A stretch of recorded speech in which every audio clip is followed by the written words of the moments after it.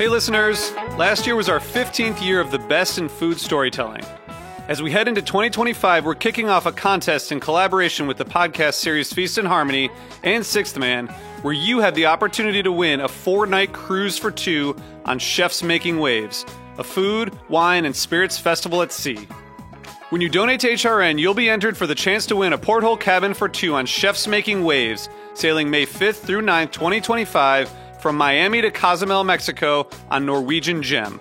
You'll also support another year of great food storytelling with a portion of your donation going toward disaster relief for the food and beverage communities within Western North Carolina and Southern California. This cruise is a once-in-a-lifetime opportunity for culinary adventurers, featuring top celebrity chefs including Jonathan Waxman, Antonio Lafaso, Robert Irvine, and many, many more. There's a myriad of experiences such as restaurant takeovers, live food and mixology demos, themed parties, and more.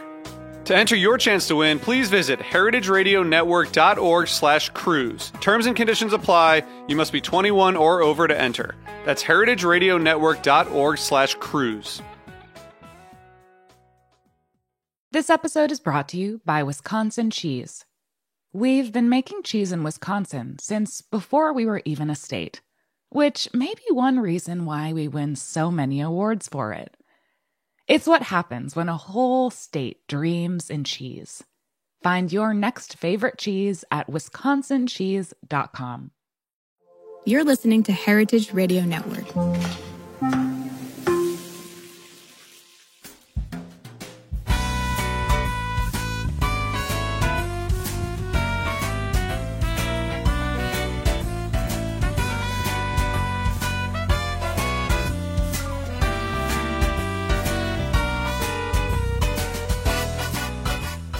Welcome to Inside Julia's Kitchen, the podcast, the Julia Child Foundation for Gastronomy and the Culinary Arts. I'm your host, Todd Shulkin, the Foundation's Executive Director. Our show takes you inside the Foundation's world to meet the talented people we have the great fortune of learning from all the time. On today's show, we welcome food writer Clarissa Wei. In this episode, we'll talk to Clarissa about distinguishing Taiwanese cuisine, her IACP Julia Child award-winning cookbook, Made in Taiwan, and we'll hear Clarissa's Julia moment. Stay with us. We'll be right back.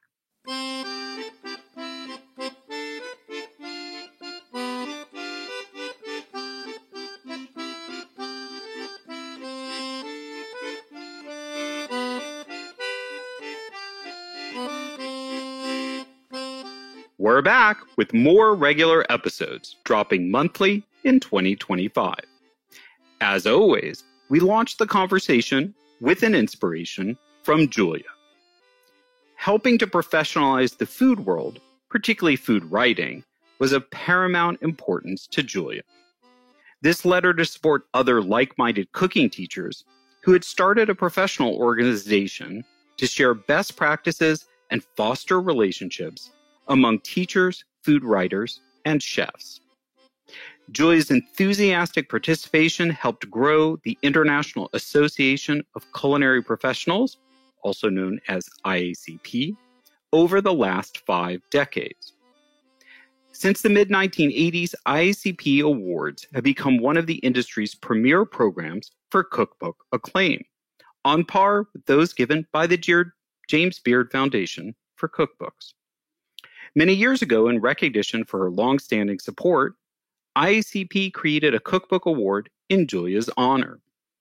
The IACP Julia Child First Book Award, given to a first-time cookbook author, continues Julia's commitment to recognizing new food writers doing outstanding work.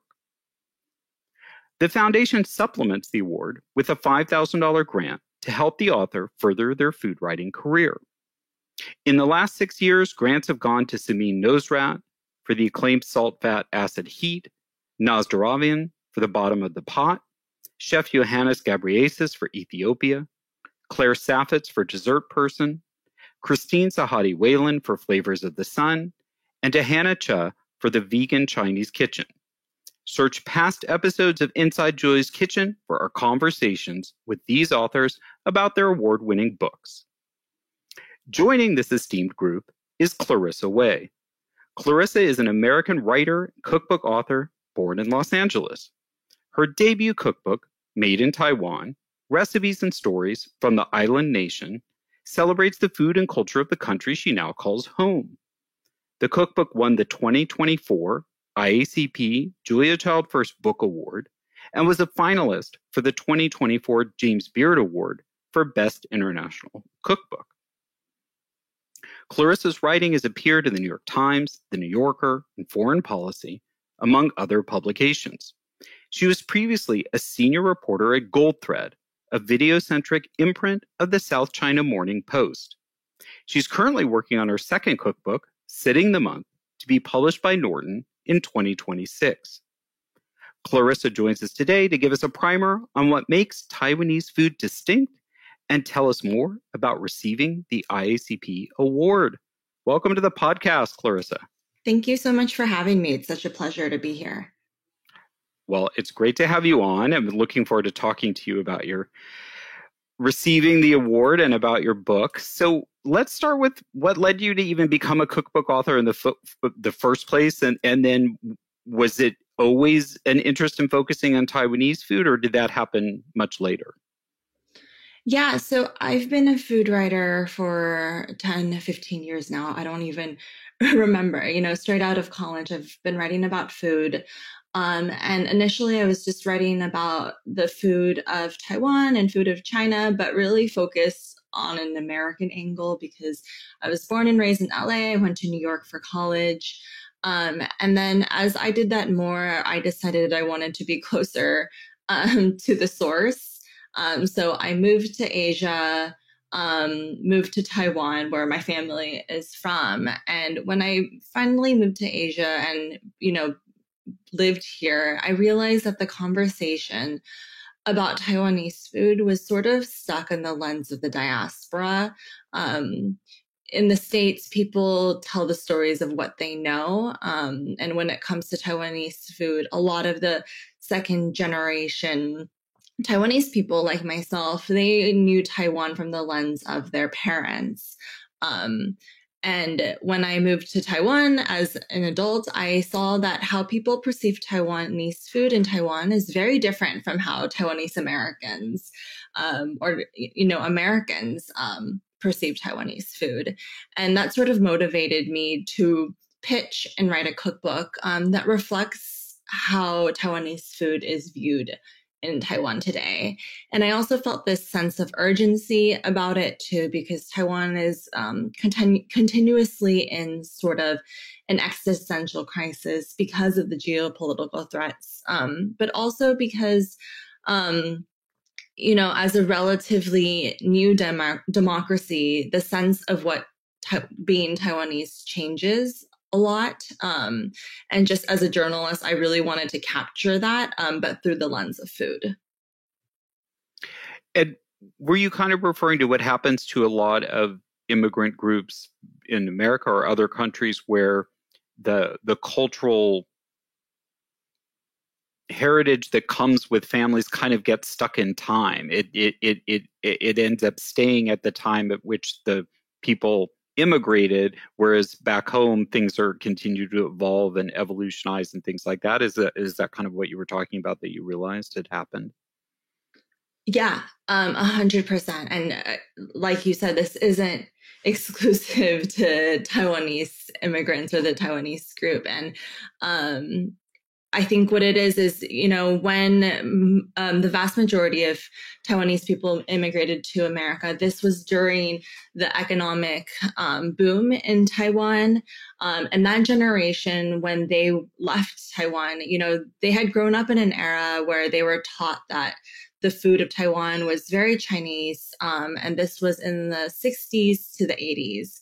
And then Taiwan became a democracy in the 90s. And that also changed the perception of food. So, a lot was missing during this time. I grew up in LA in the 90s and the early 2000s. And during this time, my counterparts in Taiwan were experiencing a renaissance with food in Taiwan that my parents missed because they were not in Taiwan. So being American is really interesting. And in many ways, these immigrant groups, they bring in the culture of their food, but in a way that's preserved in a very specific period in time. And what authenticity means to a certain group is different from what authenticity means to, for example, the people in Taiwan today. I feel like the way you approach this book is like a little bit like you ended up being a cultural anthropologist. And part of that is just your own deep dive, but a part of it's also you were going back and looking at this, as you say, at a very different geopolitical moment in time back in Taiwan compared to when your family or, a large wave of Taiwanese immigrants came to the United States. Yeah, that was entirely the goal. My background, even though I've always been a food writer, I've always approached it from a very journalistic angle. And when I moved to Taiwan full time, actually in 2020, this was during a time of a lot of geopolitical tensions. And so I was taking on a lot of assignments where I was helping international news organizations do segments on geopolitics. And it was very, heavy with interviews with generals and politicians. And I was like, I should really be doing this story, but through the lens of food, because I know it sounds cliche, but food is something that is very tangible, that someone who has never been to Taiwan can try out in their country, especially with recipes. There's this beauty that no matter where in the world, if you follow a recipe, you can taste the food of whoever wrote that recipe. And I thought this would be a really cool way to bring people into the shoes of people here in Taiwan without having to step foot on the island. Well, I think that's really interesting, too, because one of my takeaways from the book, which, again, I think it applies to so many different cultural foodways around the world, but since we're talking about this one, is that you talk about how both the geopolitical changes enabled sort of a rise of a Taiwanese identity to the food, but at the same time, I'm thinking about sort of Hawaiian cuisine too, is similar to this, is its identity is its sort of mashup of different cultures, both indigenous and imposed. Yeah. Taiwan if you visit Taiwan, it seems like a very homogenous society on the surface level. 90% of people have Han Chinese ancestry, meaning that, our ancestors came from China. But if you really dive deep into it, there's a lot of diversity, and that diversity comes from the different waves of immigration. Very similar to like what you said, Todd, about Hawaii. And depending on what wave your ancestors came from, those different waves brought over different types of food. So my family, they came over 200 years ago, and they came from the Fujian southeastern province of China, where there was, a lot of rice, a lot of seafood, pork, this love for just very minimally, lightly seasoned food. And that's kind of what I grew up with. But then the Japanese colonists, they came and occupied Taiwan for 50 years.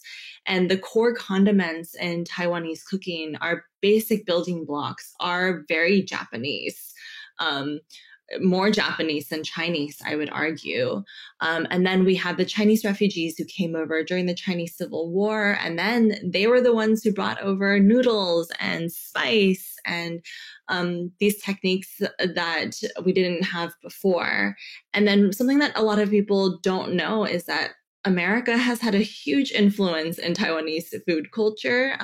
During the Cold War, the USDA program offloaded thousands of pounds of wheat onto Taiwan. Wheat isn't endemic to the island. And this was just a food aid initiative to get people in Taiwan to, like the US and not want to affiliate with the enemy, the communists. But the problem was that Taiwanese people didn't know what to do with the wheat, except for the Chinese refugees who had came over recently. And then so they made the wheat into noodles and buns and dumplings. And that's very recent. That was in the 50s and the 60s. And prior to that, people had no idea what to do with it. And this love of American culture, there was a love for Little League baseball. My dad told me he would stay up late in the morning to watch baseball on TV. And it became such a part of the culture that we have hamburgers for breakfast. And I know, the listener might be like, what's the correlation between hamburgers and baseball? And it was because someone saw the hot dog concession stands on TV and thought, hey, I want to do this in Taiwan, but maybe instead of hot dogs, I'll serve hamburgers and I'll sell it in the morning. And so now we have these concession-like stand restaurants all over Taiwan. They have stripe motifs, and we eat hamburgers for breakfast, and that's because of America. So yeah, like you said, sort of taking on that role of a cultural anthropologist, my goal really was to use food to tell the story of modern Taiwan. Well, and there's probably no better example than you just gave, but I'm fascinated. So I've never heard that about the hamburgers in the breakfast. Now, are they the same kind of hamburgers, or have they been Taiwanese-ified or changed, or it's literally like an American hamburger you have for breakfast? Oh, it's 100% Taiwanese-ified. I think the average American or someone from LA would, come here and be like, this is kind of gross.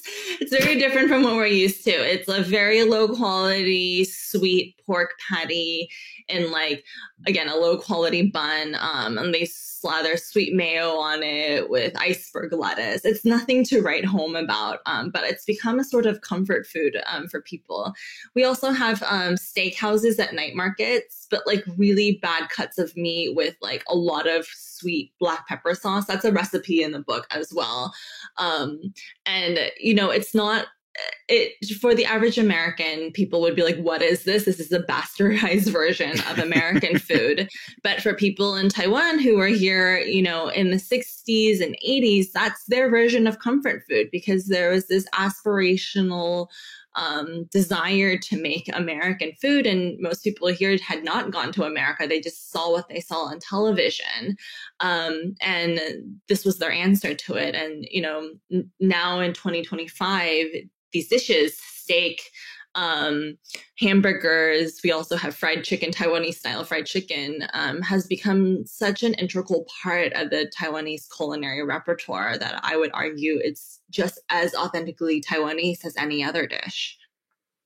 I love that. So let's get it. You've given us a good amount of little nuggets of flavors, but I kind of wanted to hear from you how you in your mind, and I don't feel like you do this that concisely or succinctly, possibly because it's hard, but are there ways that you either identify ingredients or techniques or flavor profiles that you feel define or distinguish what is Taiwanese cuisine, particularly as distinct between maybe the mind meld that people often do with it just being Chinese food? Yeah. So in terms of distinguishing it, I really just went down to the building blocks, the pantry level.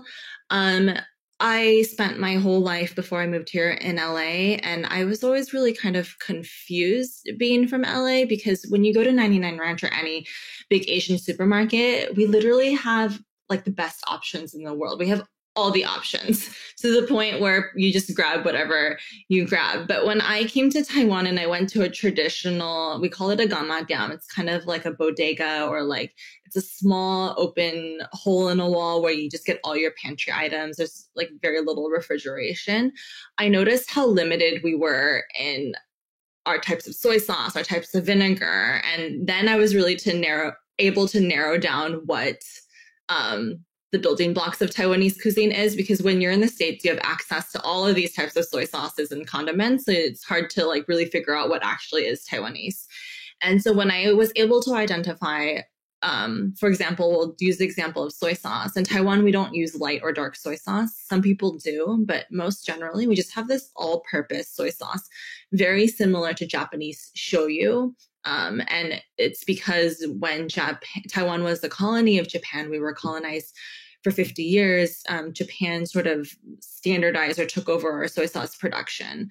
And I called up the factory and I realized that the way they make the soy sauce here is very similar to Japan.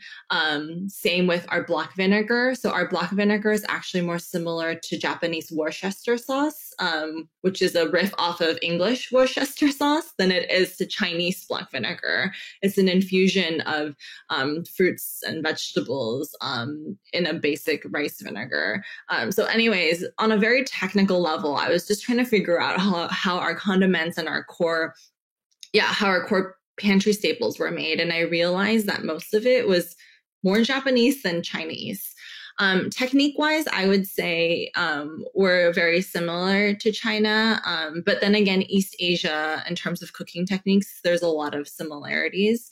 But how I was really able to like figure out the difference was from parsing through the building blocks, which was something I learned actually through the process of doing this book. Before writing the book, I had no idea.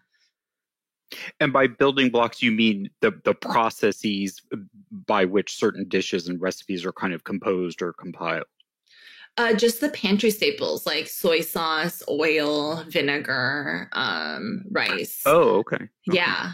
And so since we're on radio, can you do a little translation of like those, how do those building blocks, those pantry items, how do they maybe change the flavor profile in a certain direction that makes Taiwanese food distinct, either from Japanese food or Chinese food or old American hamburgers? Yeah. So on a base level, our food tends to be more sweet. So our soy sauce has they make it with a little bit of licorice powder. So that gives it a unique edge. And it also tends to be on the sweet side.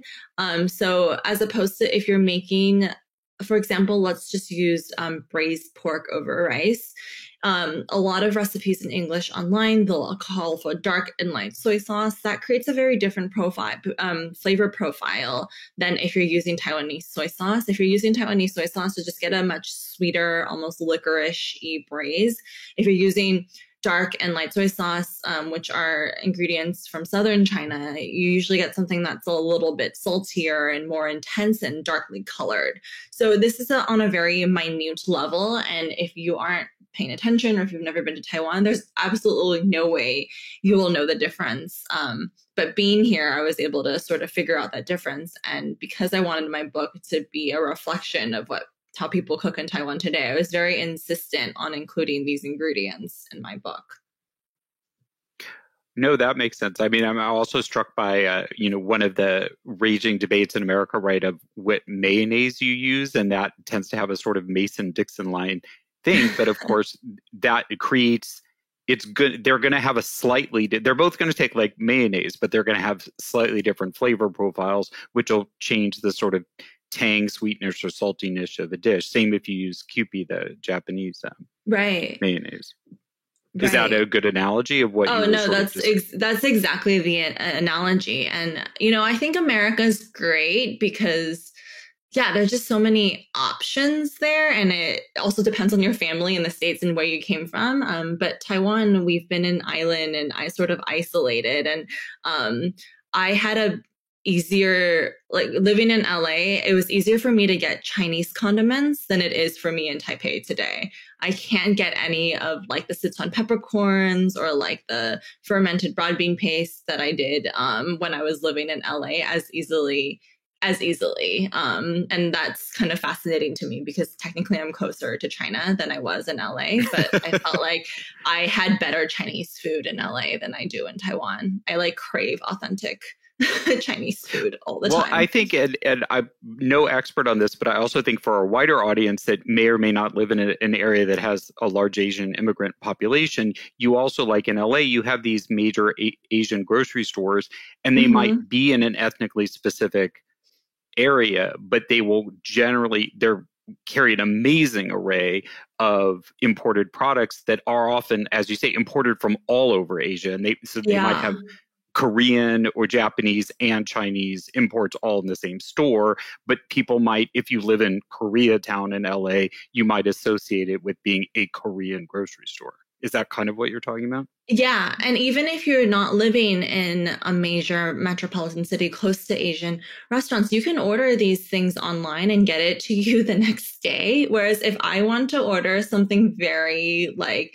a Thai ingredient or a Chinese ingredient. It has to be imported, which will take weeks and it might not get here. Like, it's very difficult, which to me is hilarious because I'm in Asia. I'm in East Asia, but I had better pan-Asian food in America. And I think the grass is always greener. Being away from America for so long, I really, really appreciate how globalized America is and how international those flavors are. And you don't realize that until you have it taken away from you.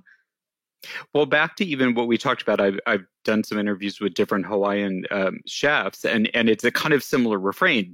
Even though they're American, they're so far out there as an island nation, that kind of isolation creates these unusual patterns where you might have had, like Spam, for example, which got imported and was part of a government program, but then has stayed because other substitutes are not as easy or, available on Amazon and where they live. Yeah.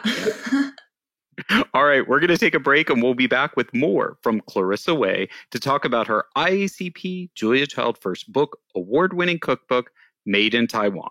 Stay with us. Join us for the 2025 Santa Barbara Culinary Experience. It's coming up soon, May 12th to 18th. We'll be back all across Santa Barbara County, bigger than ever, with more than 75 different events. Follow at SB Culinary Experience on Instagram for the latest updates and sign up for the mailing list on sbce.events to be the first to hear our news. Tickets go on sale March 15th.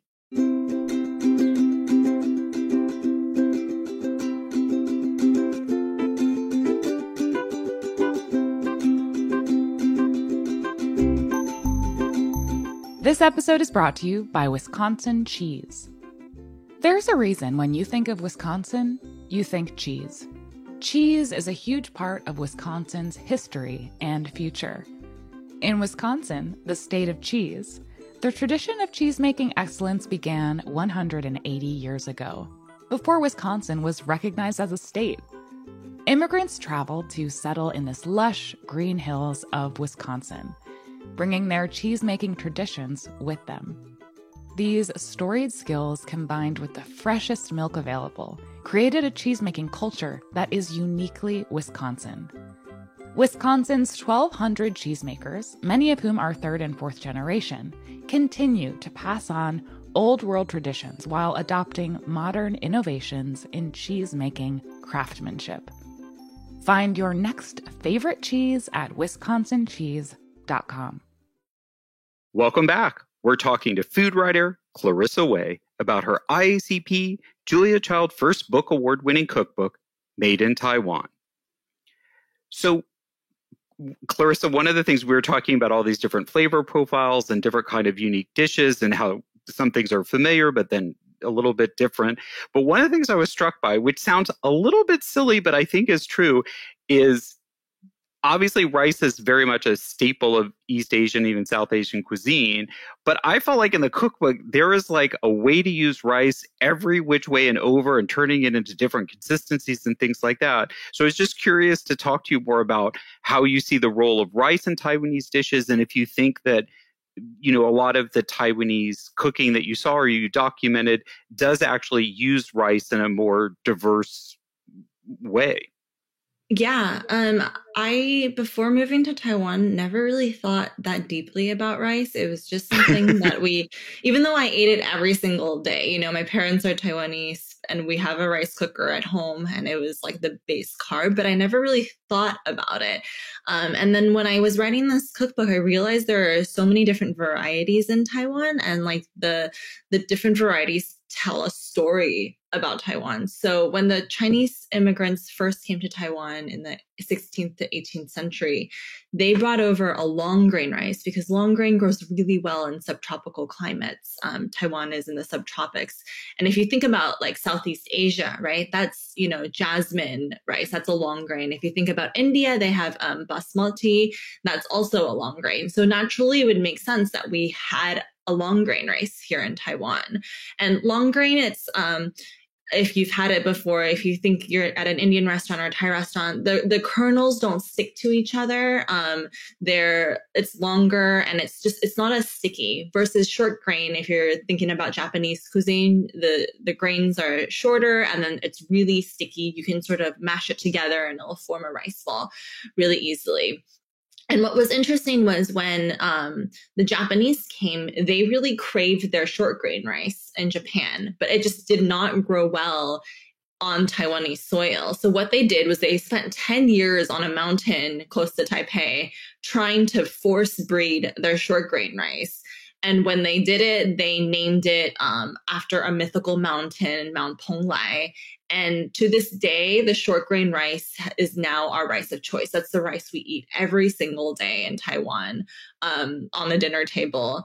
And then the long grain rice kind of got relegated to second class. It was renamed as the rice of the past. That's sort of the translation. And it's only used in like pastries. And so when you're talking about the different uses of rice, we use it for like a steamed rice pudding, or you'll use it to make rice noodles, but no one eats that on a day-to-day basis. And that was up until the 1940s, 1950s. And then when the Chinese immigrants came after the Chinese Civil War, a lot of them didn't eat rice. They came from parts of China that used wheat. And then they introduced a completely different carb to Taiwan, and coupled with the USDA food aid import of wheat shipments that I talked about earlier today, in Taiwan, we eat just as much wheat as we do rice. So rice tells such an interesting story about the history of Taiwan, but it's also used in such versatile ways that long grain rice is used to just craft these pastries from. We have these like daikon turnip dumplings, from steamed rice puddings and noodles. But yeah, just kind of diving into the varieties was really fascinating for me. Yeah, I hadn't seen as many because I feel like you have dishes that are kind of like rice pudding or congee that are really like where the rice is, I don't know if it's put through a sieve or through a food processor or like, yeah. I hadn't seen like these really different consistencies of rice. Yeah. And again, when the States, we don't really think of it too, because in the States, we just sort of eat rice as, it's like the carb, like the empty carb, and you put stuff on top. And I think the reason why rice-based like pastries or like puddings haven't really made it to the States is because it depends on a very specific varietal. So like the long grain varietal in Taiwan, I was trying to find an equivalent in the States because I used only ingredients you can find in America to make my recipes. And it took forever. Like jasmine rice didn't work, even though it was a long grain. Eventually, we found out that basmati rice is the closest equivalence, but you can't, like, translating these recipes is very difficult. So I can imagine that when, immigrants from Taiwan moved to the States, they saw the rice that is available in the grocery stores and they're like, I can't work with this, or I don't know how to work with it, because it's similar to wheat, like the amylose content or like the stickiness really affects the final product. So that's why it's harder to find in the States. Well, and that makes perfect sense too, because certainly Julia had the same issue with flour, and that European flour doesn't have the same gluten content that American does. So if you're going to test, even today, if you're going to test recipes for a cookbook for the American market with Italian or Spanish or French or any European food, you have to import American flour. You'll get different results. So that makes sense. Right. Yeah. So I think that's why we're quite limited in the States in our rice-based dishes. Well, it was I really enjoyed seeing and learning about those and thinking about them. And I thank you for the tip that those might end up being slightly more challenging recipes if you're not really clear and specific about what rice you're trying with them. Mm-hmm. So you give Ivy Chen co-author credit. So I wanted to give you the opportunity to tell us a little bit more about who Ivy is and, how she was involved in helping you craft the book. Yeah, so Ivy has been teaching Taiwanese cuisine for over 2 decades, and she was, she was in many ways like my in-person Julia Childs. Because, I moved here in my 20s. Even though I've been a food writer, I know how to cook. I know how to interview people and translate things, the recipes. I just needed someone who was able to explain it to me in a clear way and show it to me in real life, and who is a teacher. And I think that really makes a difference. And Julia had this talent of being able to really translate directions in a clear and approachable way.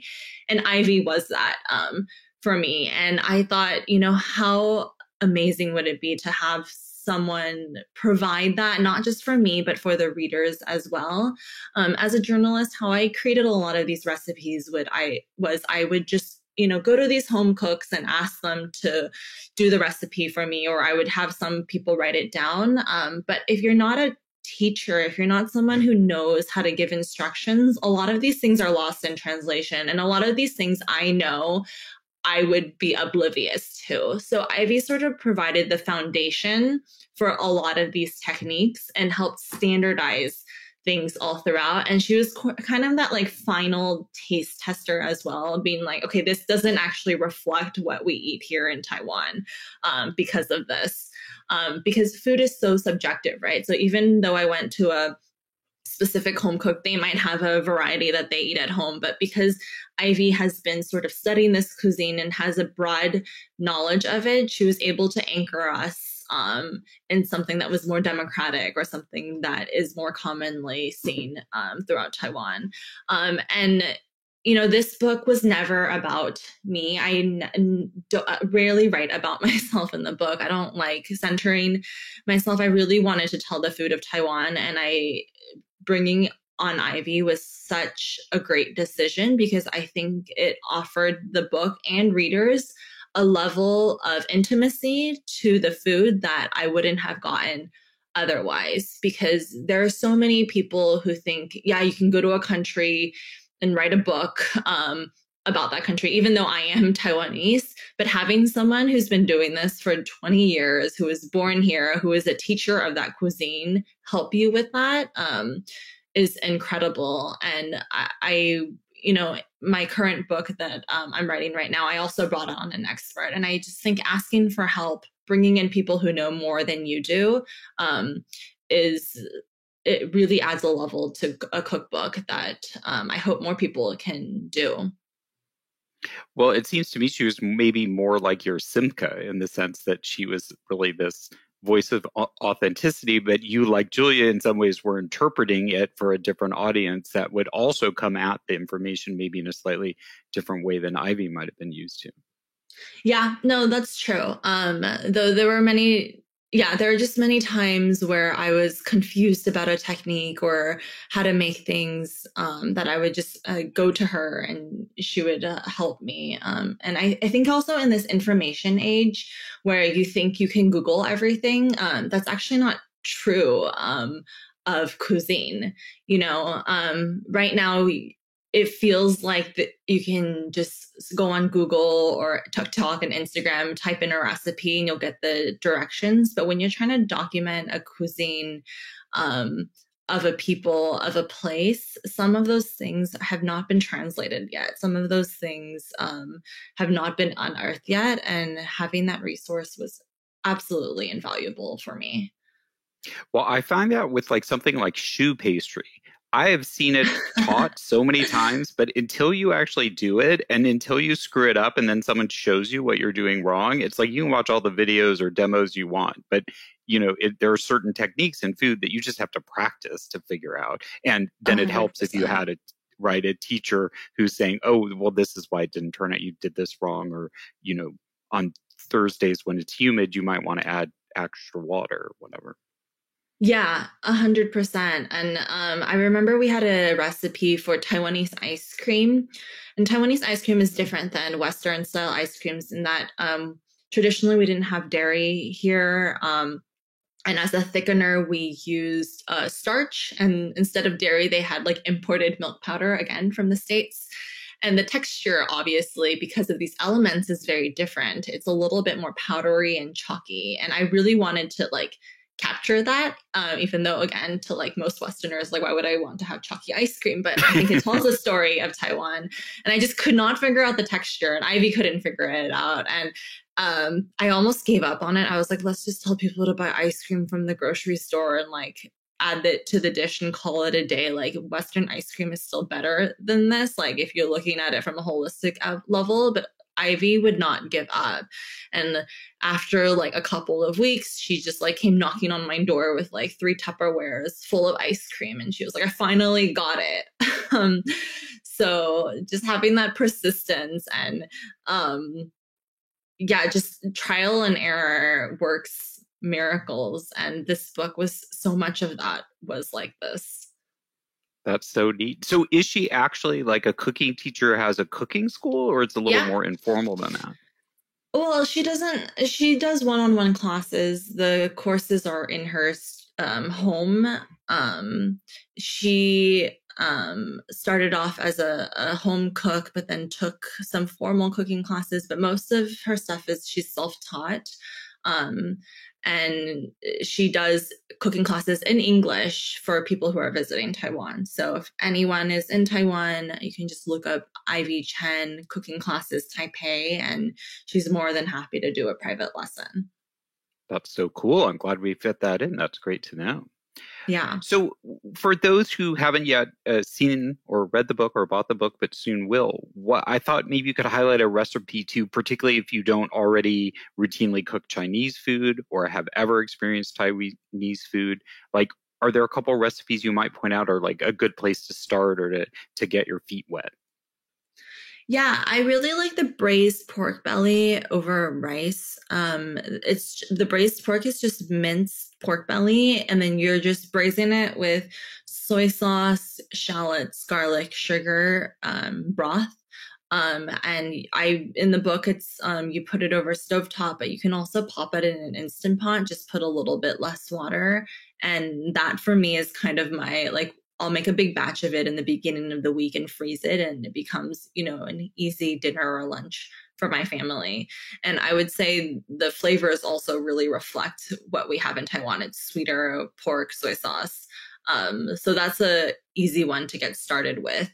A second one, and I'm just saying this because I made it recently, is the beef noodle soup. It's slightly more involved in that you have to like source the spices, but it's everything you can get at an American grocery store, like cardamom, bay leaves, peppercorns, which I know now are more common.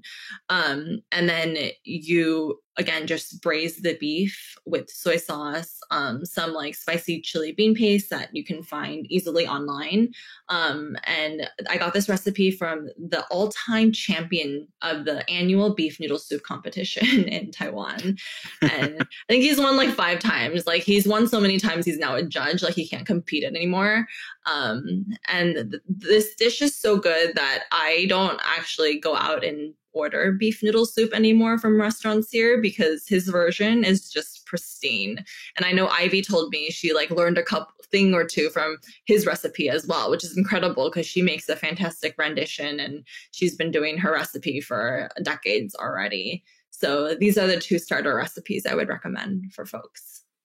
Those sound great. And I was actually just eyeing ground pork in the grocery store, and it caught my eye. And so now I know what to do with it. Yeah. And so I have to ask, what is it the balance of flavors, or is there a certain ingredient that distinguishes his from other beef? What do you think it is that elevates it above and beyond? Yeah. So interestingly enough, the vast majority of beef in Taiwan is imported from America. So if you're in America, you have access to the best, to authentic Taiwanese beef. Exactly. And so his recipes, the key is the balance of ingredients, the ratios. And he puts a couple of vegetables like some daikon, some tomatoes and carrots in, and it just adds this like level of sweetness to it as well, but that's very subtle and not overwhelming. So this dish is like salty, sweet, and a little bit spicy, which I think is the best ratio of flavors. And what kind of noodles does it use? Yeah, so you can just he uses just plain wheat noodles, which you can buy from any Asian grocery store. I like to buy like the knife cut noodles, which now are apparently very common in America. They're called like squiggly noodles on Amazon, or like sun-dried wheat noodles. Those are good. But people don't really pay that much attention to the noodles here. Like the key really is like the broth and the beef. Which again, since you live in America, you can make fantastic beef and broth because all our ingredients are imported from there. All right. Thanks for those. So tell us a little bit more. I mentioned it at the top of the show and you alluded to it now. Tell us more about your plans for the $5,000 grant from the foundation that accompanied your IACP Julia Child First Book Award. Yeah, so I'm working on a second book right now, and this book is about postpartum cuisine, and it's the Chinese/Taiwanese tradition of postpartum confinement. It's called Sitting the Month. So after a woman gives birth here, you usually stay at home for a month, and you're fed this progression of herbal broths and healing foods. And in Taiwan, it's gotten to a point where you actually check into a luxury hotel, and they do that all for you.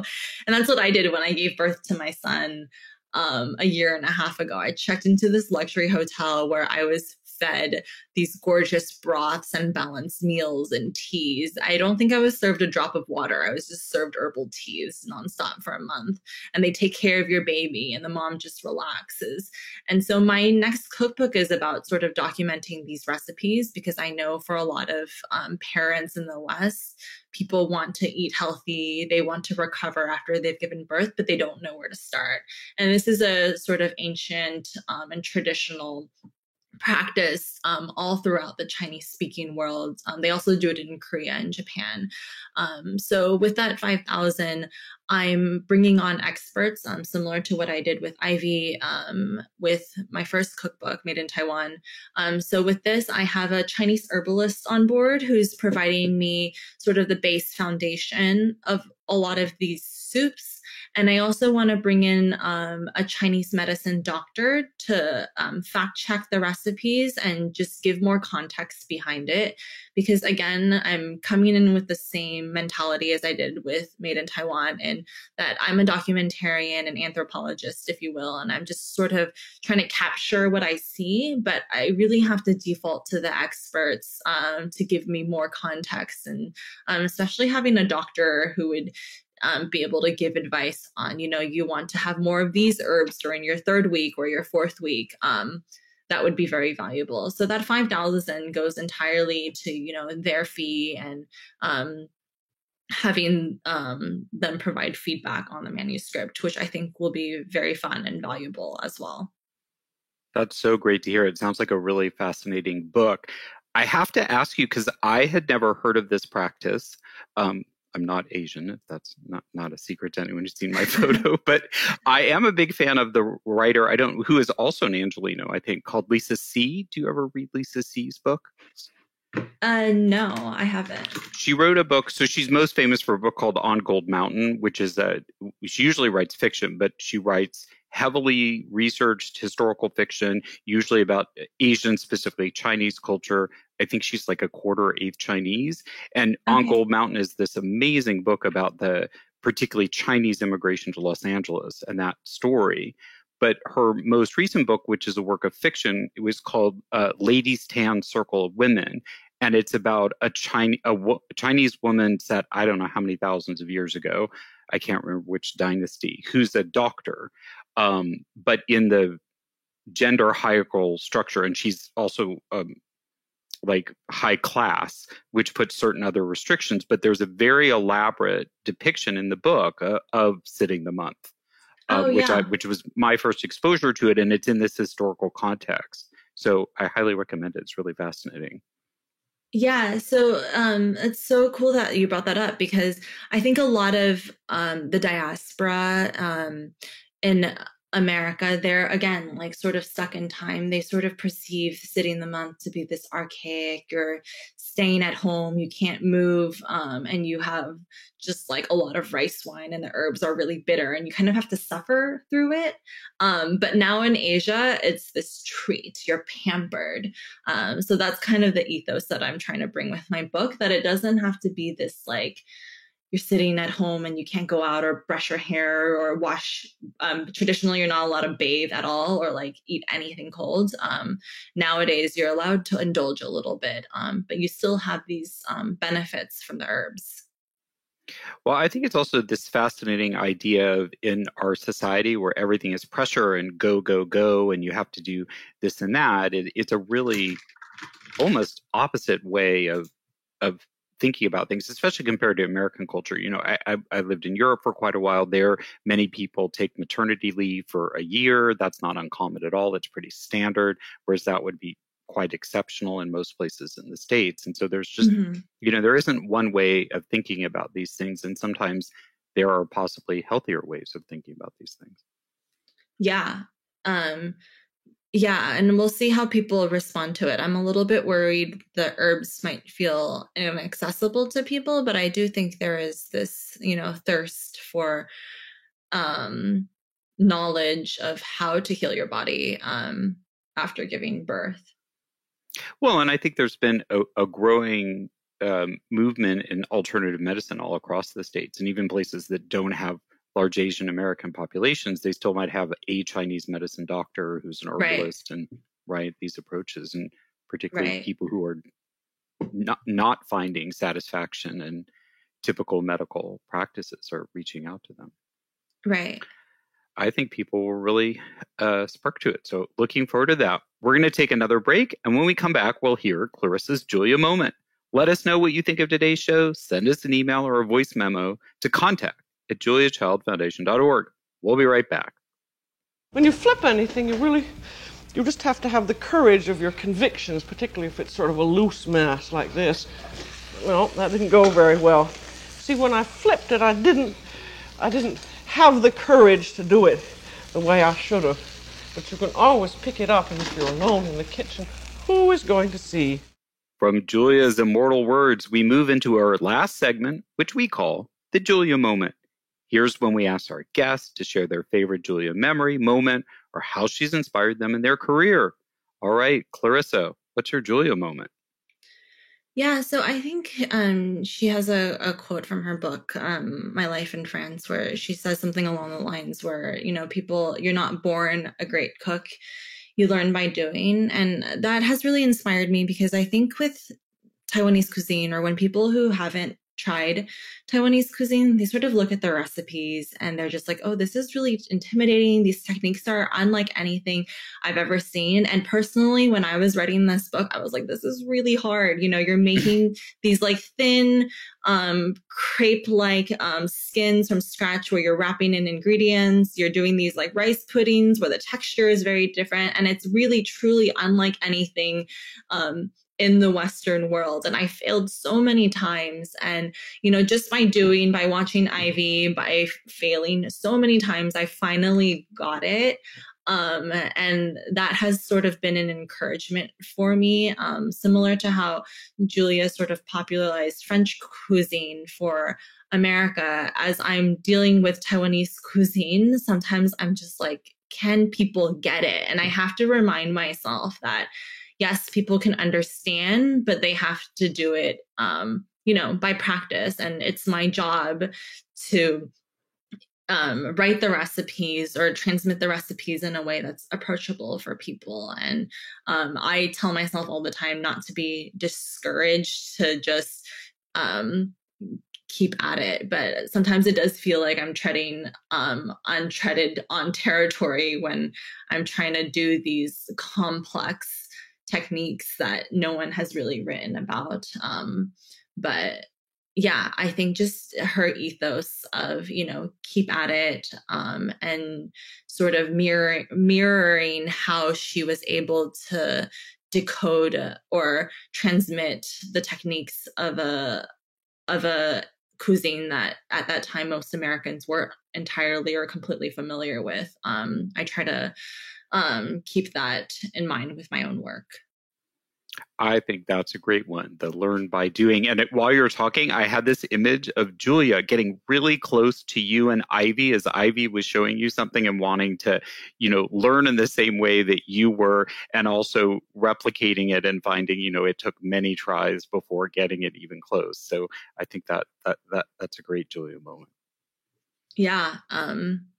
Yeah, and even with this new book, even though it's like broths and it seems easy, it's the same thing, and it's always a struggle. So anyone out there who's diving into a new cuisine and it feels really unfamiliar, it starts out like that for everyone. It's just practice. Well, Clarissa, congratulations on your first book, and now on to your second, which sounds fascinating. And thank you very much for joining us all the way from Taipei.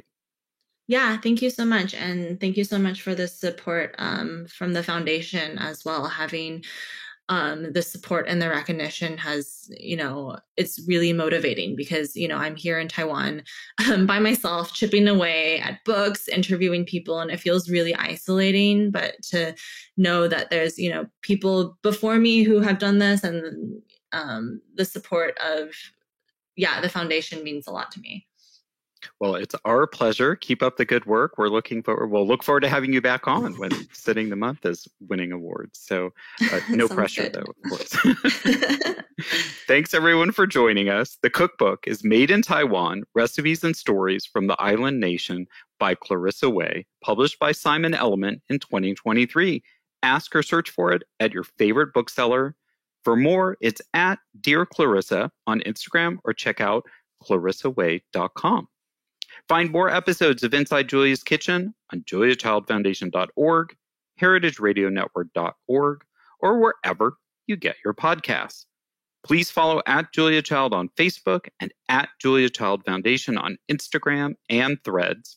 I'm at T. Shulkin on Instagram and Threads. The Julia Child audio clip from The French Chef is used with permission from our friends at GBH. Thanks to my co-producer at the Foundation, Lauren Salkelb, and our sound engineer is Armin Spengen. Our theme song is New French Horn by Novi Valtorni. We look forward to bringing you back into the Foundation's world next time on Inside Julia's Kitchen. Inside Julia's Kitchen is powered by Simplecast. Thanks for listening to Heritage Radio Network, food radio supported by you. Keep in touch at heritageradionetwork.org/subscribe.